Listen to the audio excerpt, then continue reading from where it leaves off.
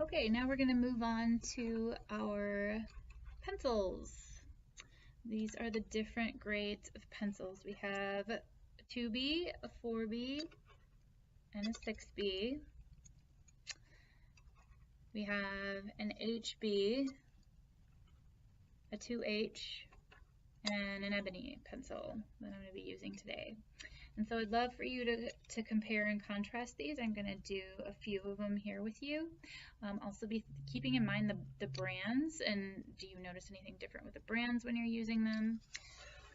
So one thing that I recommend you start with as you're labeling this with your HB pencils at the top is just start by showing me the different gradations. Show me how dark they get, right? And if you're working on, your gradations, then can you work on getting softer and lighter as you go, right? How does that work, right?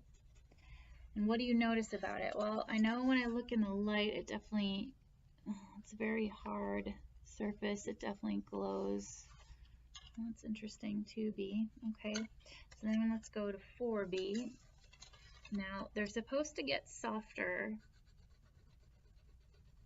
in lead as you go. A lot of times that usually means they can get darker.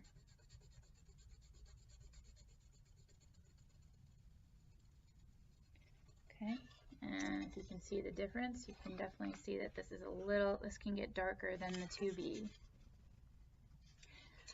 We can move on to 6B. Yep, and you can definitely tell that this is going much smoother over the paper because it's not as hard. So again, the light might be showing, but it might be reflecting, but you can tell that that's getting even darker. Now I'm going to move to my Prismacolor. This is an HB. I'm going to see what the HB does.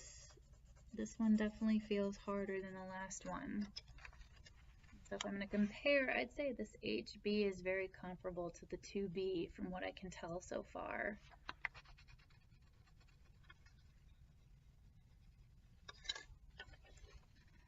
And then I have the 2H. This one's really hard right here. Really hard graphite. And I actually don't like this one at all, this 2H. Very scratchy. It's kind of like those pencils that you get with the lead in them. They're just really scratchy and they don't write well. So I'd say that's even worse than the 2B and the HB. But these pencils are designed for different things. If you need something lighter, that's what the 2H is for. And then finally we have the ebony pencil.